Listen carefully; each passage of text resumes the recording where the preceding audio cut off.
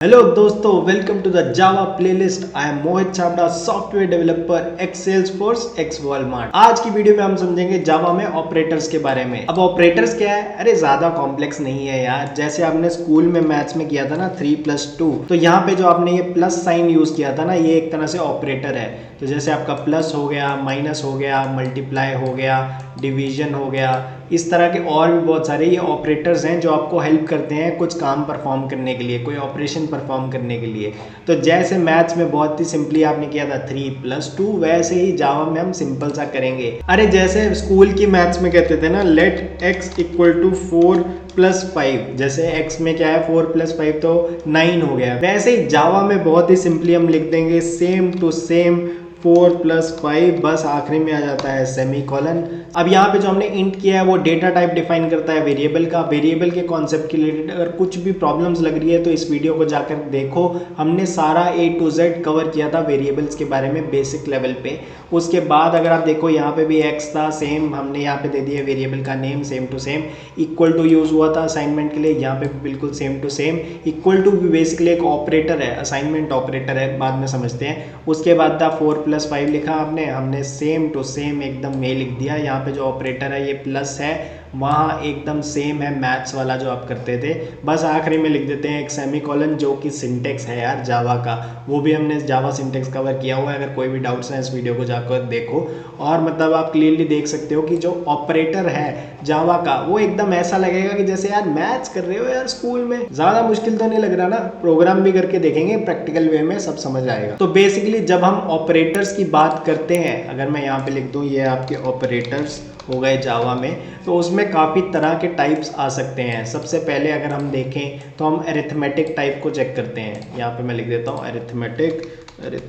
तो अगर arithmetic operators की बात करें तो हम ये कुछ ऑपरेटर्स बेसिक वाले देख सकते हैं। इसमें आप देख सकते हैं कि प्लस है, माइनस है, मल्टीप्लाई है, डिवीजन है, मॉड्यूलस है, इंक्रीमेंट और डिक्रीमेंट है। देखिए प्लस तो आपको पता ही है एडिशन होता है, दो नंबर्स को आपने ऐड करना है, सिंपली आप कर सकते हो। सिमिलरली सब्सट्रैक्ट आपने किया हुआ है, मल्टीप्लाई डिवीजन बहुत ईजी है।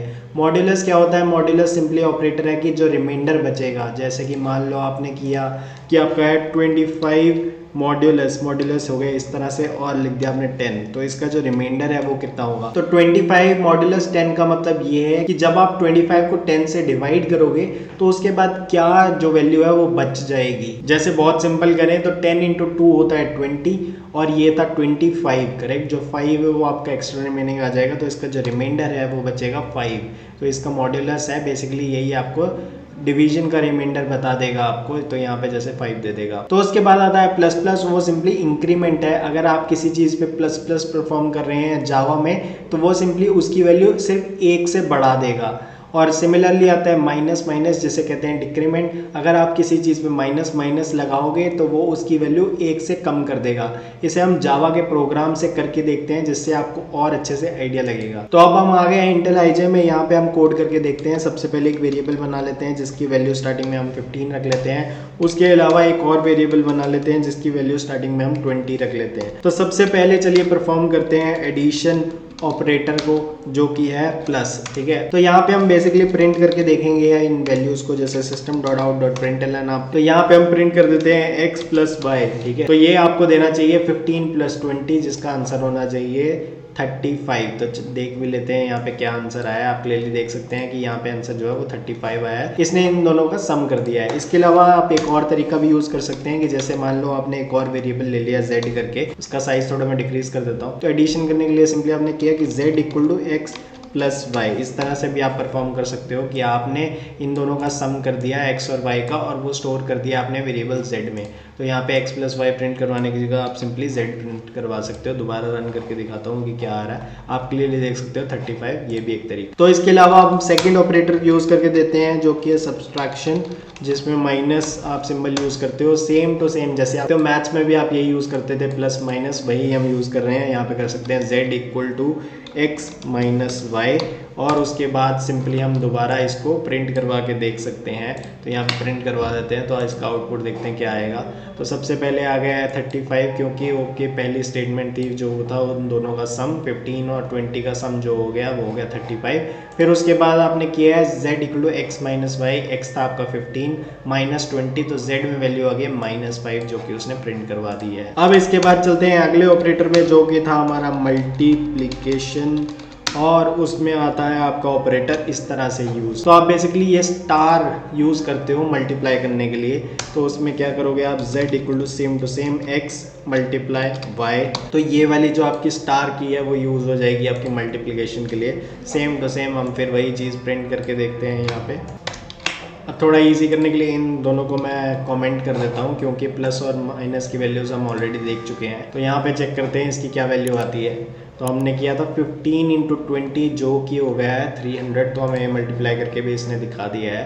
अब चलते हैं अगले ऑपरेटर पे जो कि हमने कह दिया कि डिवीजन हो गया है। डिवीजन के लिए बेसिकली हम जो यूज़ करते हैं कीवर्ड होता है स्लैश। तो यहाँ पे आप करेंगे z equal to x divided by y, और फिर सेम टू सेम उसको प्रिंट करा के हम देखते हैं कि क्या वैल्यू आती है इसकी। तो इसको मैं कमेंट कर देता हूँ पुराने एग्जाम्पल को, क्योंकि हमने मल्टीप्लाई का तो ऑलरेडी देख लिया है। अब इसका आंसर जो है वो आप देख सकते हैं 0 है, पर 0 क्यों आया है इसका आंसर, जबकि x जो 15 था और y 20 था। तो 15 डिवाइडेड बाय जब आप 20 करते हो तो 0 पॉइंट समथिंग होता है। तो इसने 0 क्यों रिटर्न किया, वो इसलिए क्योंकि x और y आपने इंट रखे थे, तो इंटीजर डिवाइडेड बाय आपने इंटीजर किया और आपने स्टोर कर दिया उसकी वैल्यू जो है वो इंटीजर टाइप में ही। इंटीजर जो डेटा टाइप है वो डेसिमल स्टोर नहीं करता, वो स्टार्टिंग का सिर्फ होल नंबर स्टोर करता है। अगर आपको कुछ भी डाउट्स है डेटा टाइप्स के रिलेटेड तो इस वीडियो को जाके रेफर करो, वेरिएबल्स रिलेटेड, यहाँ पे सब कुछ डिटेल में समझाया हुआ है। तो इसलिए इसने बेसिकली इसको जो है 0 रिटर्न कर दिया। अब इसी की जगह अगर मान लो मैं इसको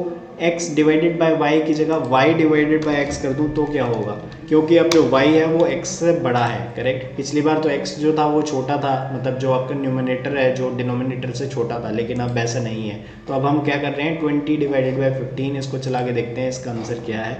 तो आप यहाँ पे देख सकते हैं इसने 1 प्रिंट करवाया, ऑल्दो ये 1 पॉइंट समथिंग होता, पर वही चीज़ क्योंकि ये इंटीजर था तो इसलिए उसने 1 ही प्रिंट करवाया। अगर मान लो आप इसको पूरी वैल्यू चाहते थे तो क्या करते, किसी एक चीज़ को आपने मान लो इसको फ्लोट बना दिया, तो आपने इंट डिवाइडेड बाय फ्लोट किया है, और सिमिलरली जो आपको फाइनल रिजल्ट है वो आपने फ्लोट कर दिया है। न्यूमिनेटर और डिनोमिनेटर दोनों को आपने फ्लोट बना दिया, और जिसमें स्टोर कर रहे हो उसको भी आपने फ्लोट बना दिया, ताकि आपको प्रिसीजन वाला डेटा मिले। तो अब यहाँ पे 1 पॉइंट समथिंग आना चाहिए, वो हम चेक कर लेते हैं इसको चला के। आप क्लियरली देख सकते हैं यहाँ पे जब आपने इसको कन्वर्ट कर दिया है फ्लोट में, तब वो डेसिमल वैल्यूज़ आपकी स्टोर कर सकता है, और इसलिए अब उसने आपका जो आउटपुट दिया है वो दिया है 1.3 पॉइंट समथिंग, क्योंकि 20 डिवाइडेड बाय 15 इतना ही आता है। वही चीज़ अगर आप उल्टा भी करके देख सकते हैं आप, क्योंकि ये 0 नहीं देगा x divided by y, 0 point something देना चाहिए, क्योंकि हम फ्लोट में स्टोर कर रहे हैं। चला के देखते हैं क्या सही दे रहा है या नहीं।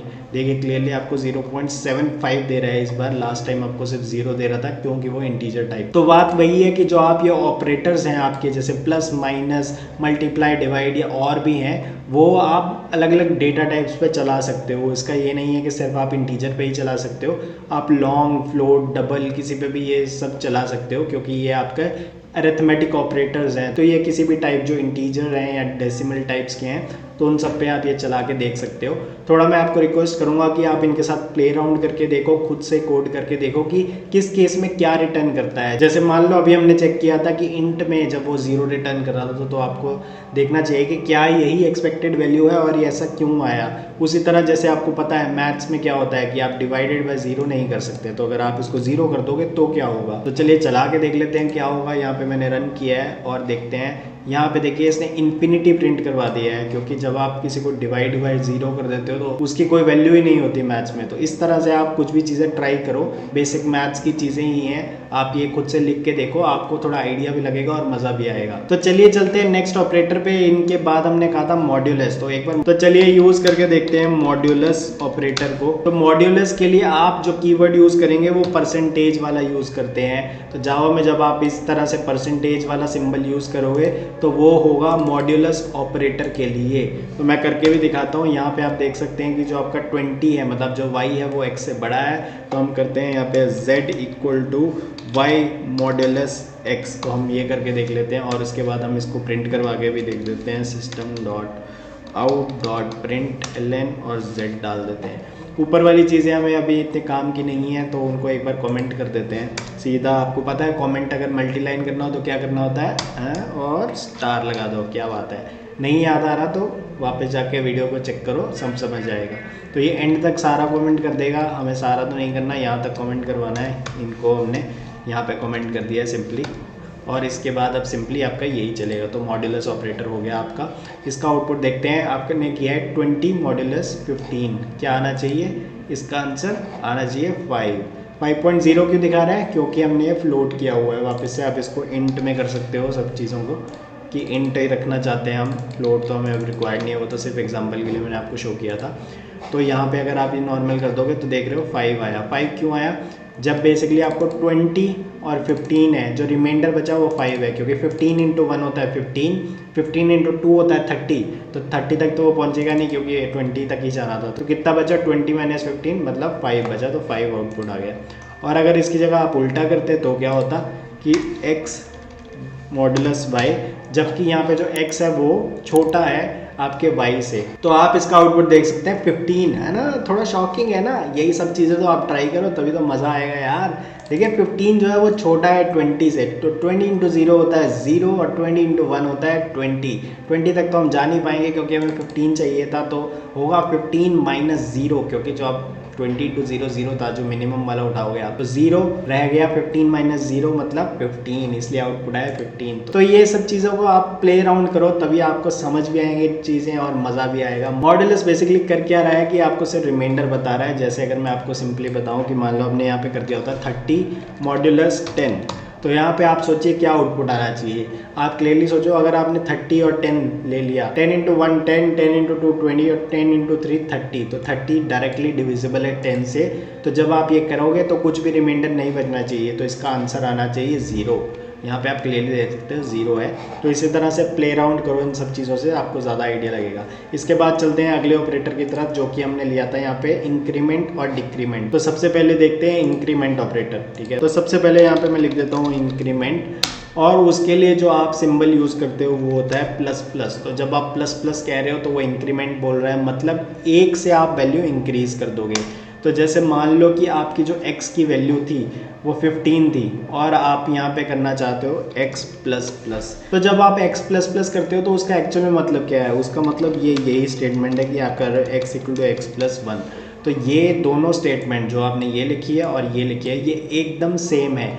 इसका सिंपली यही है कि आप x को 1 से बढ़ा रहे हो। तो आप क्लियरली देख सकते हो यहाँ पे हमने वही किया है। अब मैं इसको आपको प्रिंट करके दिखाता हूँ ताकि आपको एक्चुअल में समझ आए कि ये इसने किया क्या है, कि हम यहाँ पे x प्रिंट करवा देंगे। ये चीज़ हमें नहीं चाहिए थी तो इसको हम कमेंट यहाँ तक एक्सटेंड कर देते हैं, ठीक है। तो ऊपर वाला हमारा कमेंट है पार्ट। तो हम यहाँ पे सिर्फ इंक्रीमेंट का चेक कर रहे हैं। x की वैल्यू कितनी थी? 15 थी, हमने यहाँ पे कर दिया x प्लस प्लस। चेक करते हैं वैल्यू कितनी आ रही है। आप यहाँ पे क्लियरली देख सकते हो कि 16 हो गई है। तो जब भी आप प्लस प्लस लगा देते हो किसी के साथ तो बेसिकली आप इंक्रीमेंट कर रहे हो उसकी वैल्यू को। देखिए एक इंटरेस्टिंग पॉइंट ये है कि x प्लस प्लस करना और प्लस प्लस x करना थोड़ी दोनों अलग अलग चीजें हैं। दोनों बेसिकली इंक्रीमेंट ही करते हैं, लेकिन किस तरीके से ये इंक्रीमेंट करते हैं 1 से वो थोड़ा अलग है। वो मैं आपको किसी और वीडियो में कवर कर दूंगा। अभी के लिए चीज़ें कॉम्प्लिकेट नहीं करते। अभी आप सिर्फ प्लस प्लस ऑपरेटर के बारे में सोचो तो वो यही है कि वो आपका इंक्रीमेंट कर देगा 1 के साथ। इसके बाद चलते हैं अगले ऑपरेटर की तरफ जो है कि है डिक्रीमेंट। तो डिक्रीमेंट के लिए जो आप यूज़ करते हो सिंबल वो है माइनस माइनस। तो ये क्या करेगा? ये 1 से वैल्यू कम कर देगा।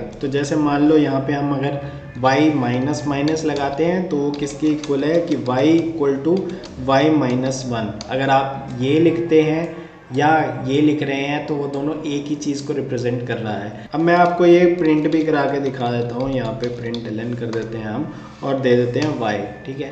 तो यहाँ पे ये वाली चीज़ को हम ऊपर वाले को कमेंट एक्सटेंड कर देते हैं क्योंकि अभी हम ये नहीं चाहते। तो यहाँ पे आप देख सकते हो कि हमने सिंपली y माइनस माइनस किया है, तो y की वैल्यू थी 20। देखते हैं ये क्या प्रिंट करवाता है। यहाँ पे हम चेक करते हैं, आप क्लियरली देख सकते हो इसने 19 कर दिया है, मतलब y जो वैल्यू थी उसमें से एक कम कर दिया है। तो यहाँ पे थी 20 और हमारे पास आ गई है अब 19। तो ये हमने सारे ऑपरेटर्स कवर कर लिए हैं। आप क्लियरली देख सकते हो addition, subtraction, multiplication, division, modulus, increment, decrement, ये सब हमने प्रोग्राम के तरीके से चेक करके देखा है। मैं आपको रिक्वेस्ट करूंगा आप खुद से इसका कोड लिख के देखिए, बहुत ही ईजी है, आपको ऐसा नहीं लगेगा कुछ आप कॉम्प्लिकेटेड कर रहे हो।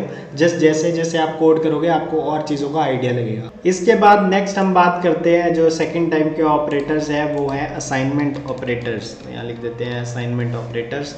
असाइनमेंट का क्या मतलब है, जैसे कि आपने एग्जांपल के तौर पे हम ले कि यहाँ पे इक्वल टू लिया है, वो एक असाइनमेंट ऑपरेटर है कि आप वैल्यू असाइन कर रहे हो। तो ये है कुछ असाइनमेंट ऑपरेटर्स जो आप देख सकते हो। जैसे सबसे पहले इक्वल टू की हमने बात की थी, यहाँ पे आप देख रहे हो इक्वल टू हम बहुत बार यूज़ कर चुके हैं। वो बेसिकली असाइन कर रहा है कुछ वैल्यू, तो इसलिए उसको कहते हैं असाइनमेंट ऑपरेटर। तो जैसे आपने किया x इक्वल टू 5, तो उसका क्या मतलब है कि x में वो वैल्यू असाइन कर रहा है 5। उसके अलावा कुछ और भी असाइनमेंट ऑपरेटर्स हैं, जैसे कि प्लस इक्वल टू हो जाता है। प्लस इक्वल टू का क्या मतलब है कि अगर आपने किया x प्लस इक्वल टू 3, तो उसका वही मतलब होता है x equal to x plus 3। ठीक है, आप इसको कोड करके देखो जिससे आपको और आइडिया लगेगा। वैसे ही है minus equal to, multiply equal to, और भी बहुत सारे ऑपरेटर्स आप ऐसे यूज़ कर सकते हो, पर ये बहुत ज़्यादा यूज़ नहीं आते, तो इनको मैं बहुत डिटेल में कवर नहीं करूँगा। जैसे ये तो आपके बेसिक वाले हो गए थे जो कि डे टू डे में आपके बहुत काम आते हैं। यहाँ वाले ऑपरेटर्स ये बहुत यूज़फुल हैं, आपके बहुत ज़्यादा यूज़ होते हैं। यहाँ पे आपका इक्वल टू ऑपरेटर बहुत ज़्यादा यूज़फुल है। तो जो नीचे वाले हैं ये इतने ज़्यादा यूज़ नहीं आते, पर आपको इनका आइडिया होना चाहिए। तो हम एक एग्जांपल करके देख लेते हैं। जैसे आपने लिख दिया x प्लस इक्वल टू 5, तो इसका क्या मतलब है, इसका यही मतलब है कि आप कर रहे हो x equal to x plus 5। ठीक है, तो जैसे मान लो कि सबसे पहले इसको कमेंट कर देते हैं। यहाँ पे हम कमेंट कर दिया है, जो ऊपर वाला पार्ट हट गया है। तो x की वैल्यू मान लो आपके पास 15 थी, तो ये क्या करेगा 15 प्लस 5 जो है मतलब 20 असाइन कर देगा x को। तो अगर मैं इसको आपको प्रिंट करा के दिखाऊँ system.out.println, यहाँ पे हम x दे दें तो देखते हैं कि क्या रन करता है ये। तो यहाँ पे आप क्लियरली देख सकते हो कि आपको 20 ही दे रहा है। तो क्योंकि उसने वही किया जो x की पुरानी वैल्यू जो थी 15, उसमें प्लस कर दिया 5, जिसका शॉर्टकट एक तरह से आप ये बोल सकते हो कि इसको आप इस तरह से लिख सकते हो। तो आप इस तरह की चीज़ें ट्राई कर सकते हो। बहुत ज़्यादा फ्रिक्वेंटली यूज़ शायद ये ना हो, पर उसके अलावा अगर ये वाले जो ऑपरेटर्स हैं ये बहुत ज़्यादा यूज़ होते हैं, तो हमने डिटेल में वो कवर कर लिया। इसके बाद ऑपरेटर्स में आपके पास आ जाते हैं लॉजिकल ऑपरेटर्स। यहाँ पे मैं लिख देता हूँ लॉजिकल ऑपरेटर्स। अब लॉजिकल ऑपरेटर्स क्या होते हैं उसको मैं नीचे समझाता हूँ आपको। यहाँ पे हम लिख लेते हैं कि लॉजिकल ऑपरेटर्स। अब यहाँ पे हमने ले लिए हैं कुछ लॉजिकल ऑपरेटर्स के एग्जांपल। तो लॉजिकल ऑपरेटर्स क्या है, ये एक्चुअली लॉजिक डिफाइन करते हैं कुछ वेरिएबल्स और वैल्यूज के बीच में, और जनरली आप इनको प्ले अराउंड करते हो बुलियन वैल्यूज के लिए कि कुछ चीज़ों का आंसर जो है वो आउटपुट जो है वो ट्रू होगा या फॉल्स होगा, और उसके बेसिस पे आपने कुछ एक्शन परफॉर्म करना है। तो सबसे पहला जो आपका लॉजिकल ऑपरेटर आ जाता है, काफ़ी इंपॉर्टेंट है, वो है कि एंड ऑपरेटर। जब आप 2 बार ऐसा सिंबल यूज कर लेते हो तो उसको एंड बोलते हैं। ये शायद आपने इंजीनियरिंग में अपने इलेक्ट्रॉनिक सब्जेक्ट्स में भी पढ़ा होगा। इसका मतलब क्या होता है कि ये रिटर्न करता है ट्रू अगर both the statements are true. जैसे कि एग्जांपल के तौर पे ले लो कि आपने 2 बूलियन ले लिए हैं x और y। ठीक है, तो अब बेसिकली अगर आपने कर दिया जो बूलियन z है एक और, वो क्या कर दिया आपने x एंड y। तो अब आप क्लियरली समझ सकते हो कि इसके क्योंकि आपने 2 वेरिएबल्स लिए हैं, उनके 4 तरह के कॉम्बिनेशन बन सकते हैं कि पहले आपने होगा x और उसके साथ आपने रख दिया है कि y। ठीक है, तो सबसे पहले हो सकता है कि जो आपका x है वो ट्रू था और उसके कॉरस्पॉन्डिंग जो आपका y था वो भी ट्रू था। उसके बाद आप लिख सकते हो कि x तो ट्रू था लेकिन जो y था वो फॉल्स हो गया। और फिर इसी तरह से 2 और केस बन जाएंगे कि आपका x फॉल्स था लेकिन जो आपका y था वो ट्रू था, और x जो था फॉल्स था और y जो था वो भी फॉल्स था। तो इस तरह के 4 केसेस आपके बन जाएंगे क्योंकि 2 वेरिएबल्स हैं और 2 तरह के आपके पास ऑप्शंस हैं ट्रू फॉल्स, तो इस तरह से हो जाएगा। तो अगर आप एंड ऑपरेटर की बात कर रहे हो तो सिर्फ जिस केस में दोनों ट्रू हैं उस केस में आपको जो आउटपुट है वो ट्रू मिलेगा। बाकी सब में जो बाकी सब वैल्यूज़ हैं इसके अलावा उनमें आपको फॉल्स ही मिलेगा। तो इसलिए इसने लिखा है कि रिटर्न करता है ट्रू अगर बोथ स्टेटमेंट्स आर ट्रू। यहाँ पे हमने बुलियन लिया है, इसकी जगह कोई स्टेटमेंट भी हो सकती है, वो हम बाद में समझेंगे। अभी इजी टर्म्स में समझो। तो इजी टर्म्स में समझे तो अगर जिन दो चीज़ों पे आप एंड लगा रहे हो अगर वो दोनों ट्रू हुई तभी जाके आपको आउटपुट ट्रू मिलेगा, नहीं तो फॉल्स ही मिलेगा। अब जो अगला है वो बेसिकली है आपका और। जब आप ऐसे दो लाइंस करते हो तो वो सिंबल होता है आपका और ऑपरेटर का। ये भी शायद आपने इलेक्ट्रॉनिक्स में पढ़ा होगा, इंजीनियरिंग में। ये क्या करता है, ये रिटर्न कर देता है ट्रू अगर कोई एक भी चीज़ ट्रू हो जाए। तो जैसे यहाँ पे हमने एंड का लिया था, सिमिलरली अगर हम ले लें कि z जो है हमने बना दिया एक और बना दिया y के, तो ये वाला आपने सिंबल यूज़ कर लिया, ये और रिप्रेजेंट कर रहा है। तो इस केस में क्या होगा, इस केस में क्या है कि अगर कोई भी चीज़ ट्रू है, जैसे यहाँ पे एक ट्रू है, यहाँ पे भी एक ट्रू हो गया, यहाँ पे भी एक ट्रू है, तो इन तीनों केस में जहाँ पे कोई एक भी चीज़ ट्रू है तो यहाँ पे ये ट्रू रिटर्न कर देगा। लेकिन अगर दोनों फॉल्स हैं तो उस केस में सिर्फ फॉल्स आएगा। तो एंड और में यही फर्क है। एंड के केस में दोनों चीज़ें ट्रू होनी चाहिए। एंड मतलब दोनों चीज़ें चाहिए, मुझे ये भी चाहिए और ये भी चाहिए, करेक्ट। तो एंड दोनों अगर ट्रू हुए सिर्फ तभी मुझे फाइनल आउटपुट ट्रू मिलेगा। लेकिन अगर दोनों में से एक भी फॉल्स हो गया तो रिटर्न कर देगा फॉल्स, ठीक है। लेकिन और क्या है, और का मतलब चाहे ये हो चाहे वो हो, कोई एक हो चल जाएगा। तो अगर दोनों में से कोई एक चीज भी ट्रू हुई तो फाइनल आउटपुट ट्रू दे देगा और के केस में। आप सिंपली इसको ऐसे समझ सकते हो, एंड मतलब दोनों चीजें चाहिए, दोनों ट्रू होंगी तभी आउटपुट देगा ट्रू। और क्या है, कोई एक भी चीज चल जाए तो हम चला लेंगे काम की। और है मतलब ऑप्शनल, कोई एक ट्रू कर दो हम फाइनल में ट्रू कर देंगे। एंड क्या है, जरूरी चाहिए दोनों चीजें ट्रू। तो इस तरह से आप इसको याद कर सकते। अब एंड और के अलावा एक और ऑपरेटर है जो काफी इंपॉर्टेंट है, जिसको कहते हैं लॉजिकल नॉट। इसका क्या मतलब है कि ये रिवर्स कर देता है रिजल्ट को। मतलब अगर आपका रिजल्ट था ट्रू तो उसको रिवर्स कर देगा फॉल्स, फॉल्स था उसे कर देगा ट्रू। तो इसको एक बार कोड के फॉर्म में चेक करते हैं। तो यहाँ पे आ गए हम इंटरलाइजे पे। सबसे पहले एक लेते हैं बुलियन, जिसको एक को ले लेते हैं ट्रू, और उसके अलावा एक और बुलियन लेते हैं जिसको लेते हैं y की वैल्यू फॉल्स, करेक्ट। एक और फाइनल बुलियन ले लेंगे z। अब सबसे पहले यूज करते हैं एंड, यानी कि ये वाला साइन। तो हमने क्या करना है, z को कर देना है हमने x एंड y। उसके बाद हम क्या करेंगे, प्रिंट करके देखेंगे z की वैल्यू को। system.out.println z कर दिया। अब आप देख सकते हैं कि x ट्रू है y फॉल्स है, तो दोनों में से एक फॉल्स है। एंड का मैंने आपको मतलब बताया था कि दोनों रिक्वायर्ड है, एंड दोनों चीजें होनी चाहिए। जब दोनों ट्रू होंगी तभी आउटपुट जो है ट्रू होगा। लेकिन यहाँ पे एक फॉल्स है तो इसका आउटपुट देखते हैं, फॉल्स होना चाहिए। देख सकते हैं आप क्लियरली, इसका आउटपुट आया फॉल्स। ये क्यों आया, क्योंकि एक चीज़ फॉल्स थी। अगर यहाँ पे दोनों को आप ट्रू कर देते तो अगर आप ये चेक करते तो इसका आंसर जो होता है वो ट्रू आता है। यहाँ पे आप देख सकते हैं ट्रू। तो सिर्फ अगर दोनों चीज़ें ट्रू होंगी तब एंड करके आपको फाइनल जो है चीज़ वो ट्रू मिलेगी, नहीं तो फॉल्स ही मिलेगी। अब दूसरा केस देखते हैं कि इसको वापस फॉल्स कर देते हैं। अब एंड की जगह हम करेंगे क्या, और ऑपरेटर। और ऑपरेटर के लिए हमने क्या बोला था, क्या साइन है, दो ऐसे लाइंस काइंड ऑफ। तो हम करने वाले हैं z को अब एंड की जगह कर देते हैं और। तो अब इसमें क्या होगा, और का मतलब क्या है, ऑप्शनल काइंड ऑफ। और कोई एक भी दे दो ट्रू तो हम फाइनल आउटपुट ट्रू दे देंगे। तो इनमें से कोई एक चीज़ ट्रू हो तो सही हो जाएगा। पर यहाँ पे आप क्लियरली देख सकते हैं कि x ऑलरेडी ट्रू है तो z जो होगा वो ट्रू ही मिलेगा, क्योंकि एक चीज़ ट्रू हो चुकी है। देखते हैं ट्राई करके, आप क्लियरली देख सकते हैं कि जब आपने और किया तो ये सिंपली इसको ट्रू दे दिया है इसने। तो इनमें से अगर कोई भी एक ट्रू होता तो फाइनल आउटपुट ट्रू है। मान लो अगर दोनों फॉल्स होते, यहाँ पे फॉल्स कर दूँ, सिर्फ उस केस में आपका जो है फाइनल आउटपुट फॉल्स आएगा। यहाँ पे आप क्लियरली देख सकते हैं दोनों फॉल्स हैं तो z भी जो है वो फॉल्स हो गया है। अब उसके बाद मैं आपको एक और ऑपरेटर दिखाता हूँ जो हमने कहा था कि लॉजिकल नॉट या रिवर्स। तो वो है इस तरह से यूज़ होगा। तो जैसे हमने ऊपर z की वैल्यू फॉल्स निकाली थी, अब दोबारा हम प्रिंट करवाते हैं z को, लेकिन z से पहले हम लगा देंगे नॉट। तो हमने यहाँ पे नॉट ऑपरेटर लगा दिया है। ये आपका रिवर्स ऑपरेटर या नॉट ऑपरेटर जिससे हम चेक करना चाह रहे हैं। तो जो वैल्यू थी फॉल्स अब वो हो जानी चाहिए ट्रू। चेक करते हैं इसको।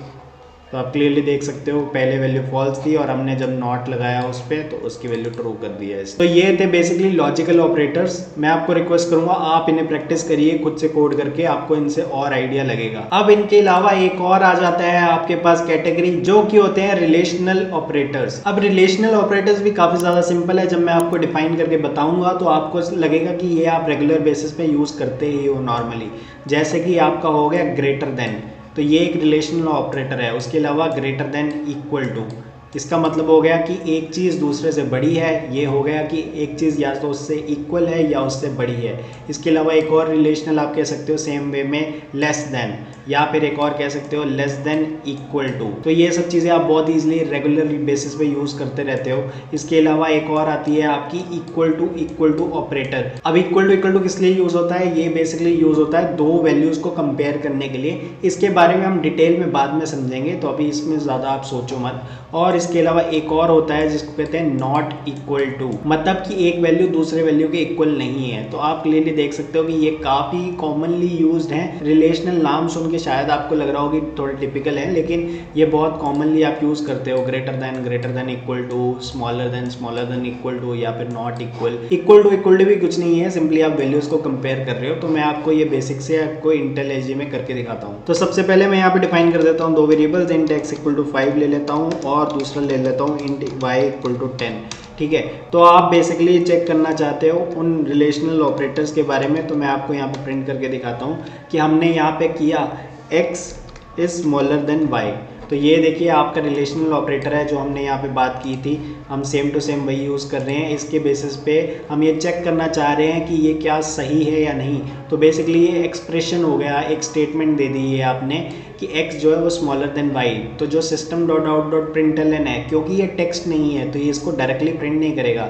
ये जो आपने एक्सप्रेशन दिया है इसको इवेल्युएट करेगा कि यहाँ पे जो x की वैल्यू थी 5 स्मॉलर देन 10, तो वो कहेगा क्या ये सही है या गलत है। ठीक है, यहाँ पे इस केस में ये बिल्कुल सही है, तो इसको जब आप प्रिंट करवाओगे तो ये सिंपली इसको ट्रू दे देगा। आप क्लियरली देख सकते हो ट्रू, करेक्ट। और यहाँ पे अगर मैं इसको इक्वल टू कर देता हूँ तो क्या होगा, तो भी ये इसको बेसिकली ट्रू ही देगा, क्योंकि x जो है वो स्मॉलर या इक्वल टू है y के, करेक्ट। अगर मैं इसको यहाँ पे 15 कर देता मान लो, तो क्या होता, तो इस केस में अब ये फॉल्स देगा आंसर।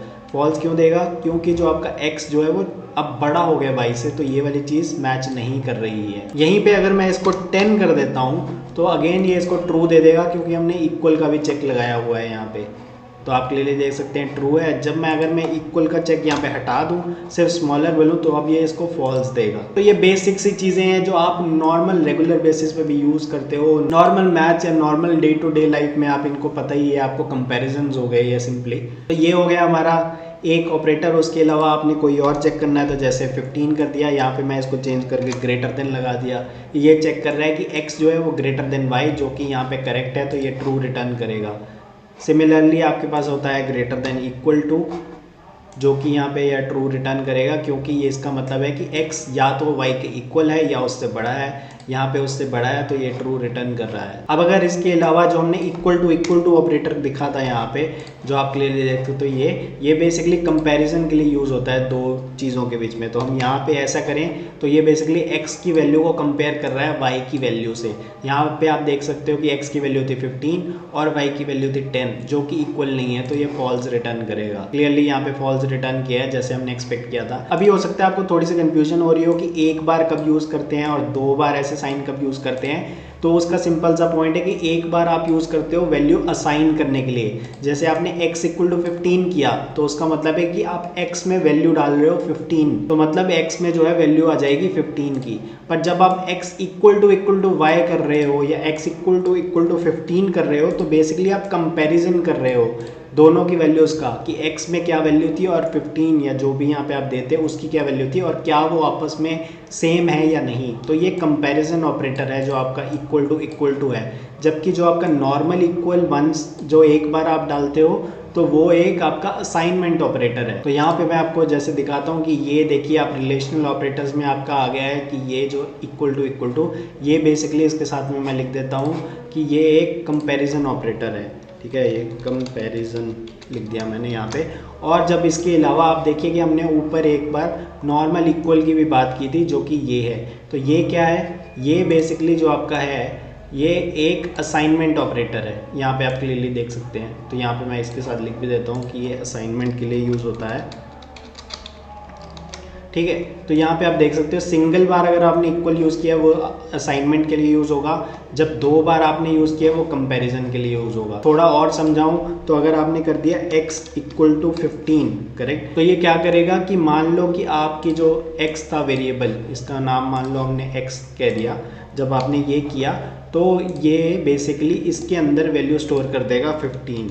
तो ये चीज़ जो आपने लिखी ये कर रहा है ये चीज़ कि x में स्टोर कर दी 15 वैल्यू। पर अगर आपने इसी चीज़ को लिख दिया x इक्वल टू 20, तो अब ये ऐसा नहीं करेगा कि इसमें जाके 20 वैल्यू डाल दे, क्योंकि आपने दो इक्वल साइन यूज़ कर ली है। तो ये बेसिकली चेक करेगा कि इनकी क्या क्या वैल्यूज़ है। तो सबसे पहले जो लेफ़्ट साइड है उसकी वैल्यू क्या है वो आप यहाँ से पिक कर सकते हो, उसकी वैल्यू थी 15, और जो राइट साइड है उसकी वैल्यू क्या है 20।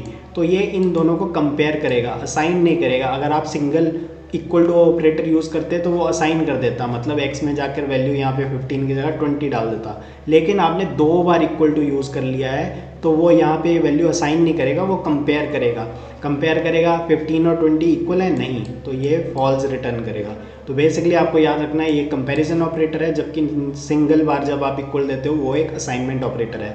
अगर आपको स्टार्टिंग में थोड़ा कन्फ्यूजन लग रहा है कोई बात नहीं, रिलैक्स करो, आपको धीरे धीरे इस सब चीज़ों की आदत हो जाएगी। ये बेसिकली बहुत कॉमनली यूज कॉन्सेप्ट है, तो धीरे धीरे जितना आप इन्हें देखोगे आपको रियलाइज हो जाएगा, आपको समझ आने लग जाएगा। सिंगल बार दिया है तो आप सिंपली वैल्यू डाल रहे हो उसमें, दो बार किया है तो कंपेयर कर रहे हो वैल्यूज को, और एक बार आपने इक्वल टू समझ लिया तो नॉट इक्वल टू समझना बहुत ईजी हो जाएगा। इसका मतलब है ये कंपेयर कर रहे हो कि ये दोनों चीज़ें इक्वल हैं, ये है कि ये कह रहा है कि दोनों चीज़ें इक्वल नहीं है। तो यहाँ पे जैसे आपने देखा x equal to 20 false return करेगा, लेकिन अगर आपने किया होता x नॉट इक्वल टू 20 तो वो ट्रू रिटर्न करता, क्योंकि वो अगेन कंपेयर कर रहा है। x की वैल्यू थी 15 और जो आपने राइट साइड में वैल्यू दी है वो 20, तो दोनों आपस में इक्वल नहीं है, हम यही चीज़ चेक कर रहे हैं, तो ये ट्रू रिटर्न करता। तो ये है बेसिकली आपके रिलेशनल ऑपरेटर्स।